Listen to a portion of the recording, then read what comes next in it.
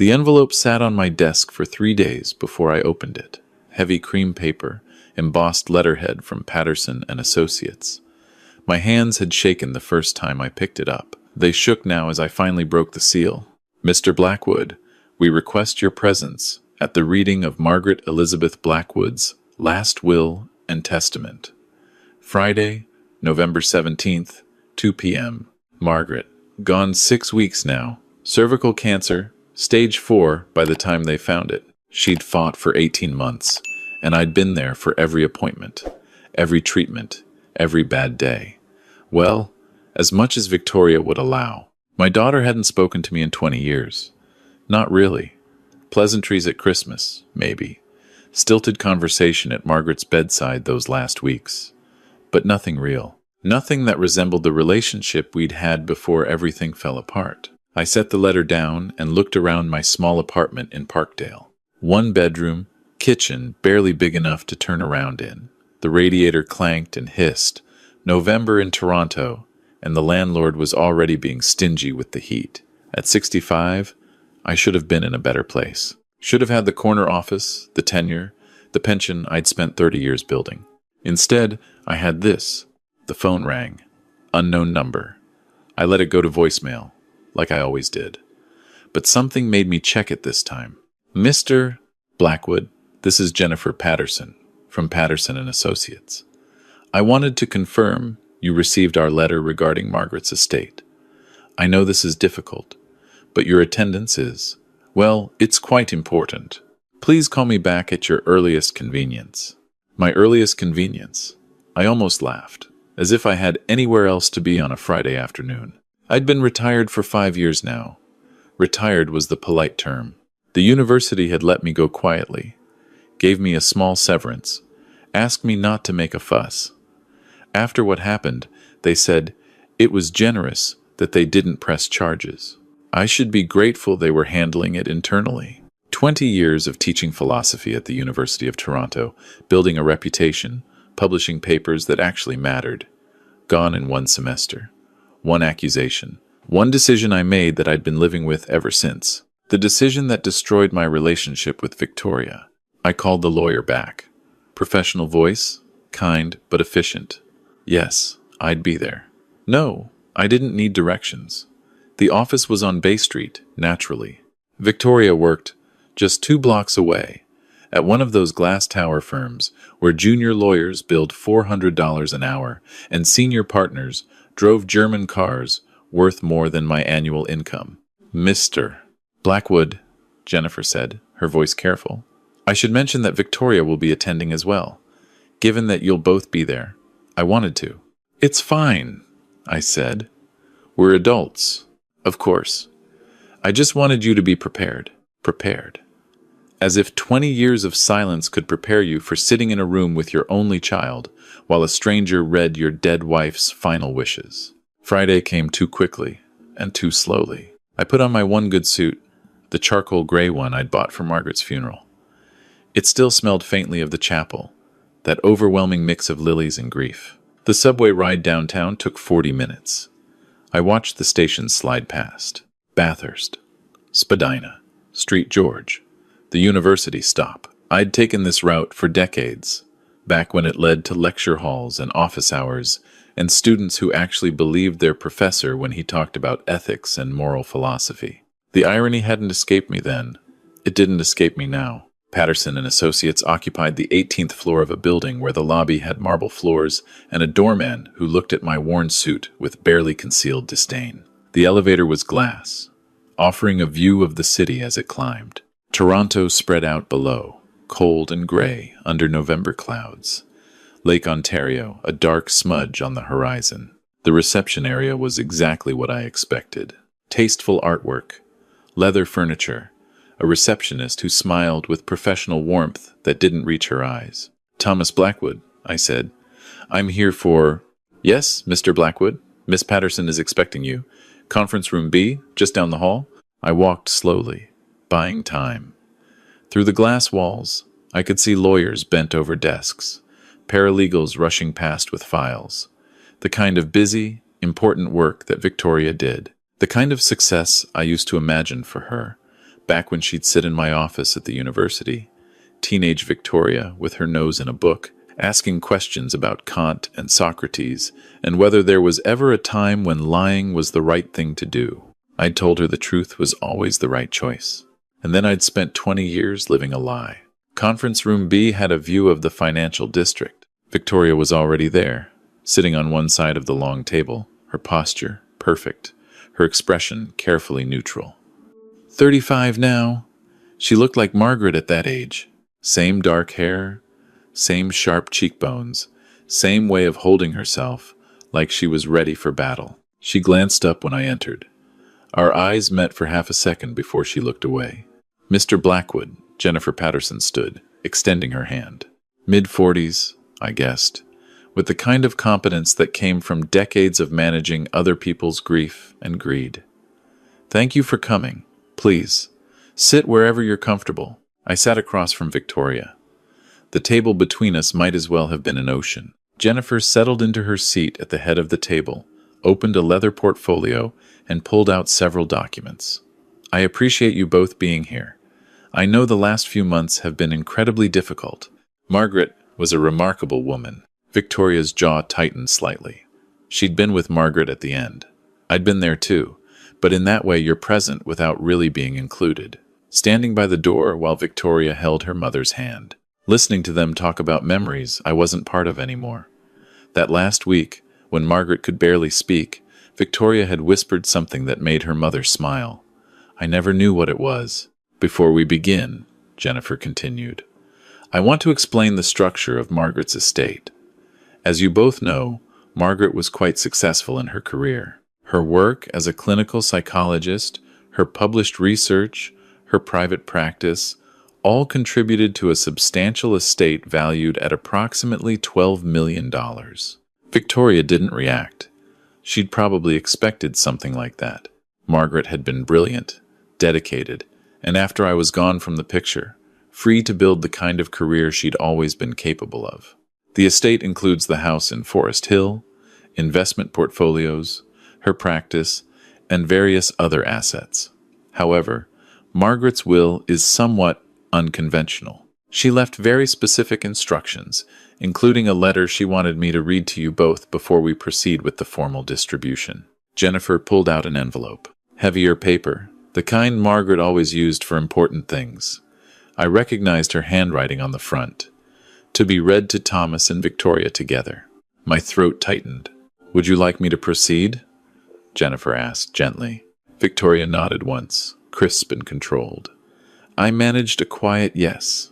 Jennifer opened the envelope carefully, unfolded the pages inside. Margaret's handwriting filled them, that precise script I'd seen on grocery lists and lecture notes and, once, on divorce papers. My dearest Victoria and Thomas, Jennifer began, reading in a steady voice that somehow made it worse. If you're hearing this, I'm gone, and you're sitting in that conference room together, probably not speaking, probably not looking at each other. I've watched you both for 20 years, carrying this weight, and I can't let it continue into whatever comes after I'm gone. Victoria shifted in her seat. Victoria, you've built an incredible life. You're brilliant, successful, everything I knew you would be. But you've built it on a foundation of anger toward your father that was never his fault. And Thomas, you've lived these 20 years in silence, accepting blame you never deserved. And I let you do it because I was afraid. Afraid of losing my career, my reputation, my daughter's respect. That fear made me cruel in ways I've regretted every single day. My hands were gripping the edge of the table. Jennifer paused, glanced at us both, then continued. 20 years ago, when Victoria was 15, I made a terrible mistake. I plagiarized research for my doctoral thesis. Not all of it, but enough. Enough that if it had come out, I would have lost everything. I'd worked on a study with a colleague, Dr. Sarah Chen, and when our collaboration ended poorly, I took her work. I incorporated it into my thesis without proper attribution. I told myself it was justified, that she'd abandoned the project, that I'd done most of the work anyway. But it was theft, academic fraud. Victoria's face had gone very still. Sarah found out. She was going to report me to the university, to the academic review board. My entire career, my degree, everything was about to collapse. And Victoria, you were in high school, so proud of your mother, the professor, telling all your friends about how I was publishing research, how I was going to change the field of developmental psychology. I couldn't bear the thought of you finding out what I'd done. The radiator in the corner hissed softly. Outside, a siren wailed somewhere in the financial district. Thomas knew. We'd been married 15 years by then, and he saw the signs, saw me panicking, saw the letters from Sarah, saw me falling apart. I told him everything. And do you know what he did? I closed my eyes. He took the blame. He went to the department head and confessed to plagiarizing his own research. Same year, different paper. But the timing was close enough that it confused everything. Thomas had a solid reputation, publications going back years. When he confessed to academic misconduct, the university investigated him, not me. They were so focused on the philosophy department scandal that they never looked closely at psychology. Dad? Victoria's voice was barely a whisper. I couldn't look at her. The university gave Thomas a choice. Jennifer continued reading. Resign quietly, or they'd pursue formal charges. He resigned, lost his tenure, his pension, everything. And I let him do it. I let him sacrifice his entire career to save mine. And then, Victoria, when you found out about the plagiarism scandal, when you were so angry and disgusted, I let you believe it was about your father. I never corrected you.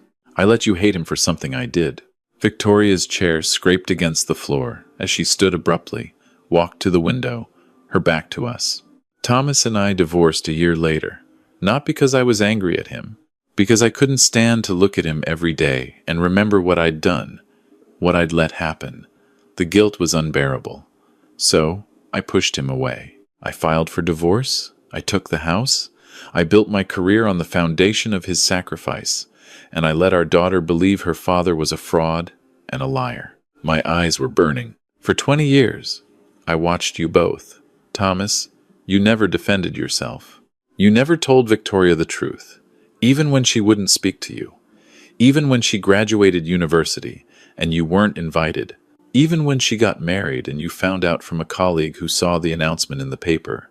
You honored the choice you made, even though it cost you everything. I heard Victoria make a small sound, something between a gasp and a sob. And Victoria, my brilliant daughter, you built walls so high, so strong, that you couldn't see the man on the other side. Couldn't see that your father loved you more than his own reputation, his own career, his own happiness. I tried to tell you, so many times, but I was a coward. Right up until the end, I was a coward. Jennifer's voice wavered slightly, but she pressed on. This cancer, this dying, it does something to you. It strips away all the pretense, all the fear about what people think. At the end, all I wanted was for you both to know the truth. Victoria, your father is the most honorable man I've ever known. He gave up everything to protect me, and then he gave up even more to protect you. He knew that if the truth came out, you'd blame yourself for not seeing it, for hating him, for all those years of silence. So he kept the secret, even from you.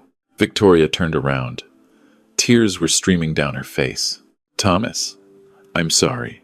I'm so deeply sorry for what I took from you, for what I let you lose, for 20 years of silence and sacrifice that should never have been yours to carry. You deserved better. You deserved honesty, support, gratitude.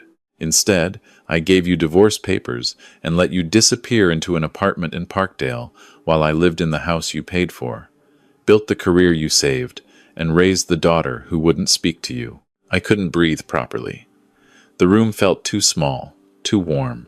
Victoria, I'm sorry for lying to you, for letting you grow up believing your father was something he wasn't, for allowing you to carry anger that should have been directed at me, for stealing 20 years of a relationship you both deserved.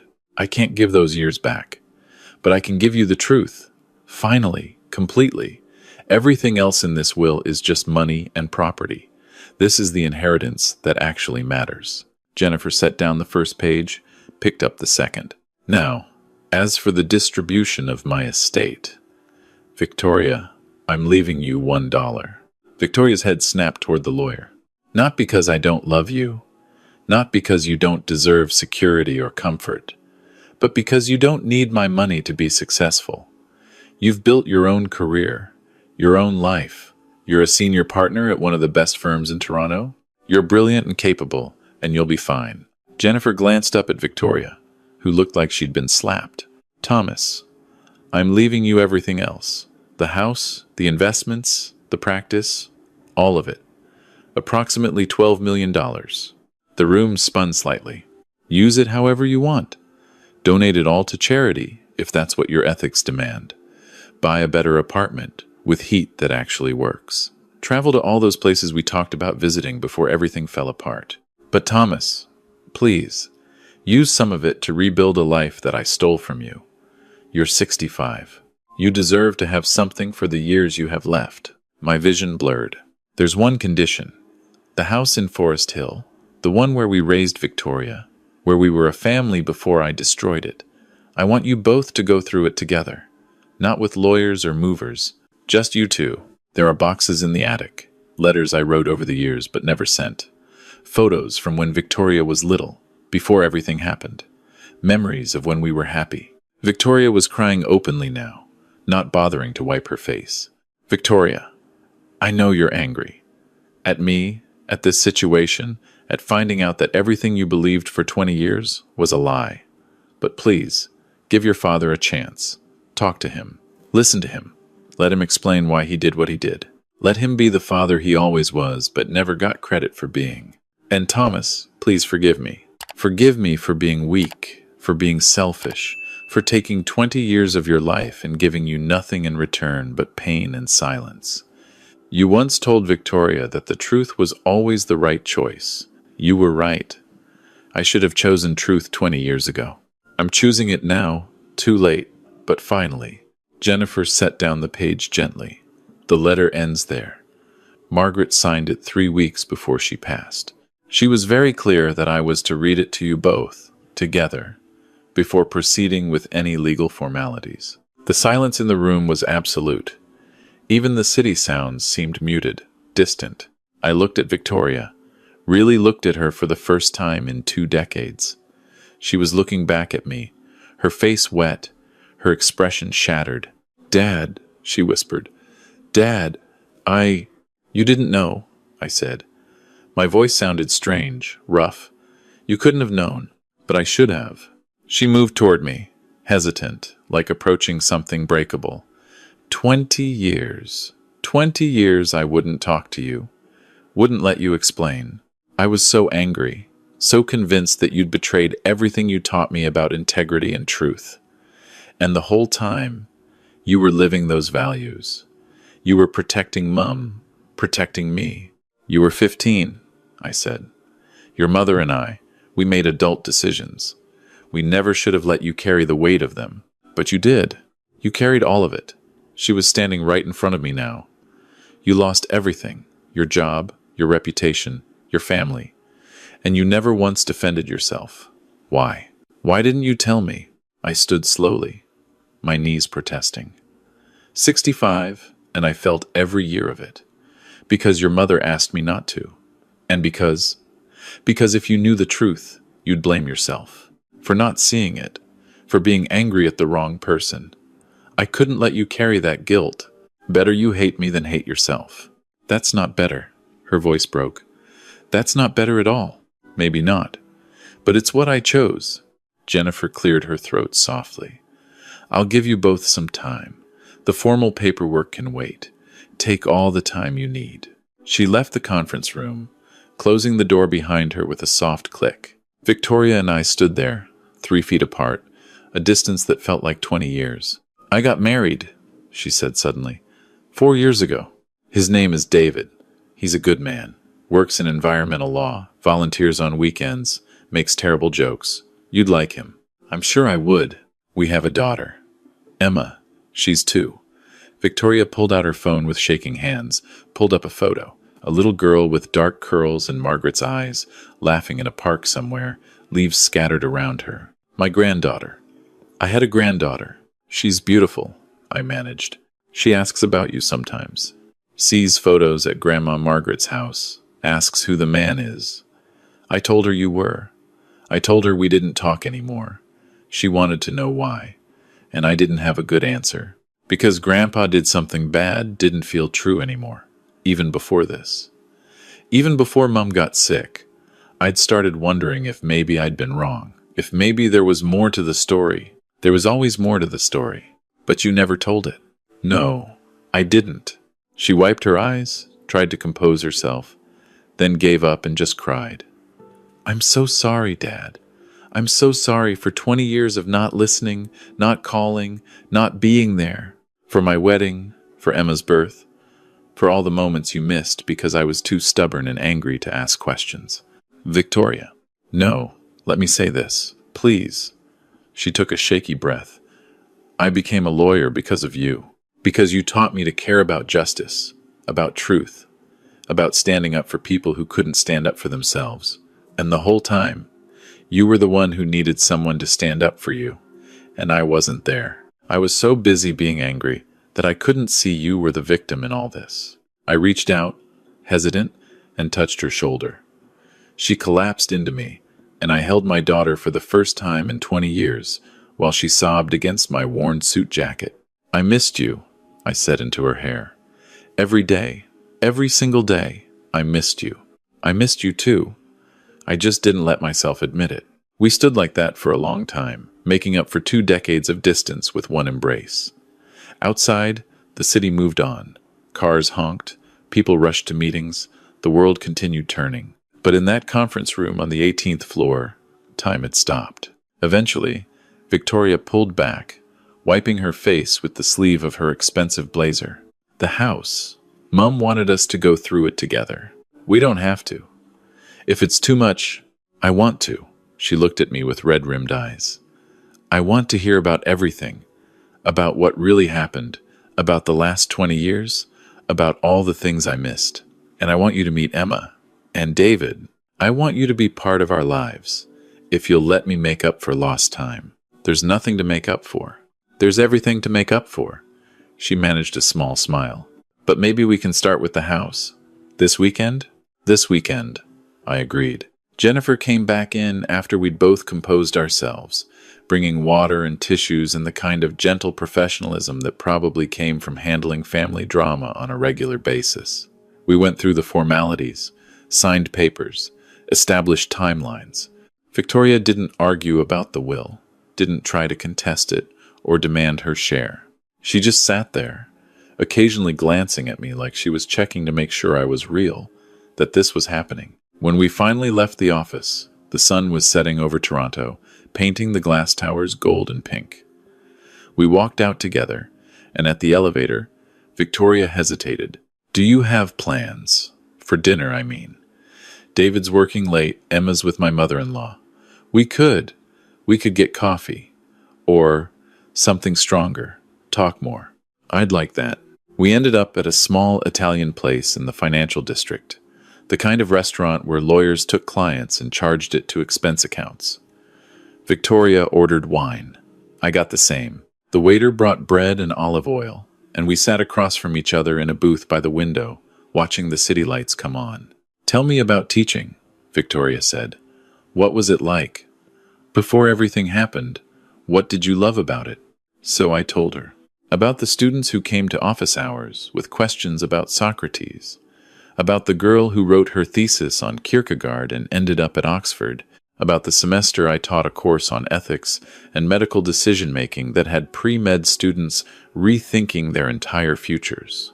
I told her about the colleague who used to bring donuts to faculty meetings, about the time I accidentally set off the fire alarm during a lecture on Plato's cave allegory, about all the small, ordinary moments that made up a career I'd loved. And she told me about law school, about her first case, about making partner at 32, about meeting David at a fundraiser, about Emma's birth, about buying a house in the beaches and trying to figure out work-life balance while managing corporate litigation. She showed me more photos, videos of Emma learning to walk, babbling in that toddler language that wasn't quite words yet. We talked until the restaurant started closing, until the waiter had refilled our water glasses 3 times and was clearly hoping we'd leave. We walked out into the cold November night, and Victoria called a cab for me even though I tried to tell her the subway was fine. "Dad," she said as the cab pulled up, "thank you. For everything. For what you did 20 years ago. For letting me be angry without fighting back. For being here today. Thank you for listening." She hugged me again, quick and fierce. "This weekend, Saturday morning, we'll meet at the house? I'll be there." I watched her walk away, back toward her office to grab files before heading home. My daughter. My brilliant, successful daughter, who I was getting a second chance to know. The cab driver asked where I was going, and I gave him my address in Parkdale. As we drove through the city, past the university where I used to teach, past the neighborhood where Victoria and I used to live, I thought about Margaret, about her courage at the end, about finally telling the truth she'd held back for 20 years, about forgiveness and sacrifice and the complicated math of love. Saturday morning, I stood in front of the house in Forest Hill. 3 stories, brick facade, the kind of place Victoria had grown up in, where we'd been a family once. The key Jennifer had given me felt heavy in my pocket. Victoria pulled up 10 minutes later, David and Emma with her. Emma was in a puffy pink jacket, holding a stuffed rabbit, staring at me with curious dark eyes. "Emma," Victoria said gently, crouching down, "this is Grandpa Thomas. He's Grandma Margaret's. He's my dad. Can you say hi?" "Hi," Emma whispered, then hid behind David's legs. David extended his hand. "It's good to finally meet you, sir. Victoria's told me a lot about you." "All true, I'm sure," I said, shaking his hand. "The good parts," David said with a kind smile. We went inside together. The house smelled like Margaret, that subtle perfume she always wore mixed with books and coffee. Everything was exactly how I remembered it, and completely different. Different furniture, different art on the walls, evidence of a life I hadn't been part of. Victoria led us upstairs to the attic. Boxes stacked neatly, each one labeled in Margaret's handwriting. Victoria, Elementary School. Family photos, 1995 to 2004. Letters to Thomas. That last box sat separate from the others, tied with string. "You should read them," Victoria said softly. "She wanted you to." I sat on an old trunk while Victoria and David took Emma back downstairs to explore. I opened the box carefully. Letters, dozens of them, each one dated, never sent. "Dear Thomas, it's been 3 months since you left. Victoria asked about you today. I didn't know what to tell her. I miss you. I'm sorry. Margaret." "Dear Thomas, Victoria graduated top of her class. You would have been so proud. I wish you could have been there. I wish I hadn't taken that from you. Margaret." "Dear Thomas, I'm getting remarried. His name is Peter. He's kind, stable, everything I should want. But he's not you. Nothing feels right about this. But I can't keep living in this empty house, rattling around with my guilt. I hope you're okay. I hope you've found some kind of happiness. Margaret." "Dear Thomas, the wedding's off. I couldn't do it. Couldn't stand at an altar and promise forever to someone when I destroyed forever with you. Victoria thinks I'm being difficult. She doesn't understand. How could she? She doesn't know what I took from you. From us. Margaret." Letter after letter, spanning 20 years. Margaret's guilt, her regret, her updates on Victoria's life that she knew I'd want to hear. Graduations, promotions, the wedding she didn't invite me to, Emma's birth. All of it chronicled in letters she wrote but never sent, kept in a box in the attic like a confession she couldn't quite make. The last letter was dated a month before she died. "Dear Thomas, I'm dying. The doctors give me weeks, maybe a month if I'm lucky. I'm not afraid of death. I'm afraid of leaving without telling the truth, without giving you back the years I stole. I wrote a letter for the lawyer to read. I'm going to make sure Victoria knows everything. I'm going to make sure you get something, anything, to make up for what you lost. It won't be enough. Nothing could be enough. But it's what I can do. I loved you, Thomas. I still do. I never stopped. I just didn't know how to live with what I'd done to you. I'm sorry. I'm so sorry. Forever yours, Margaret." I sat there, holding 20 years of unsent apologies, and cried for everything we'd lost. For the marriage that ended not because we stopped loving each other, but because guilt made it impossible to stay. For the daughter who'd spent 2 decades angry at the wrong parent. For Margaret, brilliant and flawed and human, who'd made one terrible mistake and spent the rest of her life trying to live with it. Victoria found me later, still in the attic, surrounded by letters. "Are you okay?" she asked. "I don't know. Ask me in a few days." She sat beside me on the trunk. "She loved you, even after the divorce, even after everything. She talked about you sometimes, when I was older. Never told me the truth, but I could tell she regretted losing you. I never stopped loving her either. That was the hardest part. Being angry would have been easier." We sat in silence for a while, surrounded by boxes of memories, evidence of a family that had fractured and somehow, impossibly, was beginning to heal. "What will you do?" Victoria asked. "With the money, with the house?" Jennifer said, "It's all yours." "I don't know yet. It doesn't feel real. $12 million. I've been living on a pension, barely enough for rent and groceries, and now I trailed off. You could do anything. Travel, buy a place somewhere warm, fund a scholarship at the university. Anything. Maybe. Or maybe I'll just fix the radiator in my apartment and save the rest for Emma's education." Victoria laughed, a small broken sound. "Don't you dare. Use it for yourself. Please. You've earned it 1,000 times over." Downstairs we heard Emma laughing, David playing some kind of game with her. Normal family sounds, the kind I'd missed for 20 years. "I'd like to meet her properly," I said. "Emma, get to know her, if that's okay." "It's more than okay. She needs her grandpa." Victoria's voice caught. "We both do." Over the next few weeks, we fell into a routine. Saturday mornings at the house in Forest Hill, going through boxes, sorting memories, telling stories. Victoria learned about the father she thought she knew but hadn't. I learned about the woman my daughter had become. David joined us sometimes, Emma always. The little girl, slowly warming up to the grandfather she'd never known she was missing. I kept the house. Couldn't bring myself to sell it, not yet. Instead, I hired someone to fix it up, make it livable again. Victoria suggested turning it into something useful, maybe a space for academic discussions or community events, something Margaret would have approved of. I also started a foundation, the Margaret Blackwood Foundation for Academic Integrity and Second Chances. It funded research ethics programs, but also provided support for academics who'd made mistakes and were trying to rebuild their careers.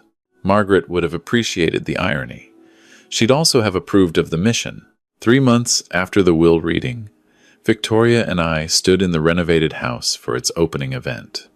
Local professors, students, community members, all gathered to celebrate scholarship and redemption. Emma ran around the first floor, delighted by the space and attention, while David tried to keep her from knocking over the catering. "Mum would have loved this," Victoria said, looking around at the crowd. "She would have. Do you forgive her? For everything?"